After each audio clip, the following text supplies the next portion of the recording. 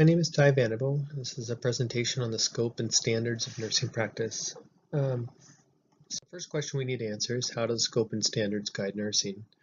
They do this by identifying minimum desired expectations for the provision of care in all nursing settings.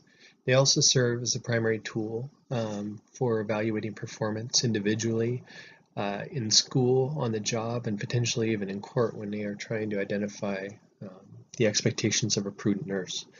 They don't only set requirements for standards practice, but also for professionalism and the way we deal with people during our careers.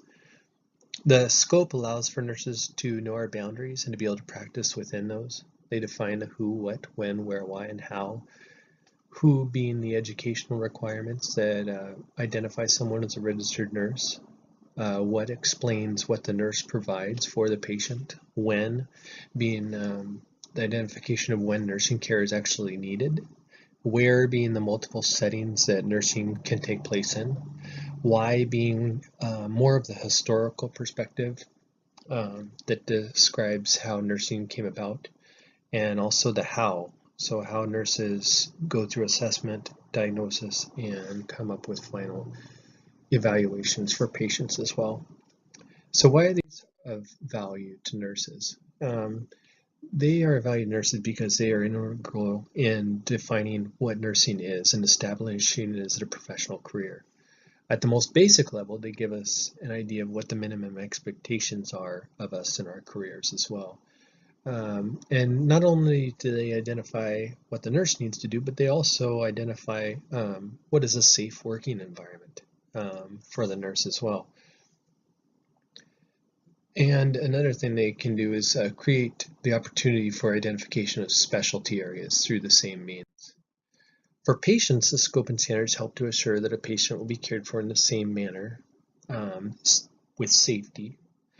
Whether they are at their home hospital, a busy metropolitan hospital, or rural clinic. The standards help to promote positive outcomes for all people, assure that the patient is involved in every level of their care, and minimize risks to the patient. The scope and standards can help others to understand our profession and to have trust in nurses anytime they may encounter them. So there are multiple types and categories of standards, the two main types being standards of care or practice and standards of professional performance. Standards of practice are generally centered around the nursing process that is used in developing plans of care. This starts with assessment, where the registered nurse collects data, prioritizes it, encourages patient input, and then documents correctly. Second, we find a diagnosis, select appropriate potential and actual problems of the patient, use their input, and prioritize to try to document correct issues that will be addressed. Then we do outcome identification, where we collaborate with the patient and decide within a reasonable time frame when we want to have things accomplished. Then we identify in our planning stage means by which we can achieve these goals. And then finally, in a threefold fashion, the nurse is going to work with the patient to assist in the implementation of our plan and also in coordination of care. And this also includes other healthcare members, and then the teaching of the patient regarding the current state of health, promotion, and healthy outcomes and avoidance of future problems.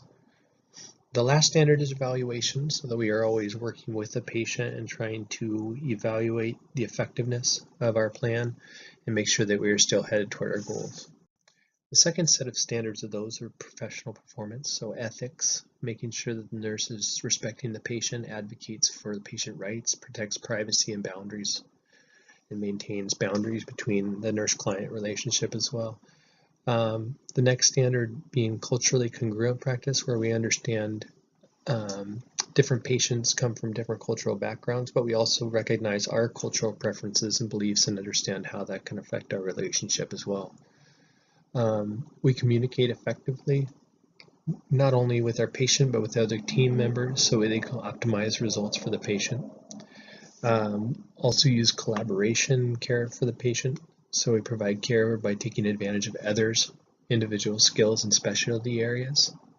The nurse provides leadership, Another standard of professional performance where we encourage advancement in the profession, mentor others, become involved in policy and professional organizations as well. Education is another standard where we never settle for the level we're at, can provide continued education and a commitment to self-improvement. Along these same lines is evidence-based practice and research. We always question what is the best method of caring for the patient, identify appropriate current evidence-based standards, and apply research to practice. We also try to contribute to the standards and performance by resolving problems with patient care, achieving certifications in specialty areas where applicable. In professional practice, the nurse reflects on our care, provides and participates in both self-evaluation and evaluation of other nurses in a constant attempt to improve quality. And with resource utilization, we keep the patient informed of all services that are available, but also understand the cost effectiveness of every one. And finally, promoting environmental health through the safe use and disposal of medical equipment and medications. Lastly, we need to look at what is the difference between Nurse Practice Act and the American Nurse Association Scope and Standards. First point is why they were enacted. One way in which they are different is that the ANA Scope and Standards takes precedence over all nurses throughout the country, where Nurse Practice Acts are actually individualized by state. Though they may have many similarities with regards to nursing practice, there are differences between states regarding the Nurse Practice Act. Another very important distinction between the two is the scope and standards were developed specifically by nurses to distinguish nursing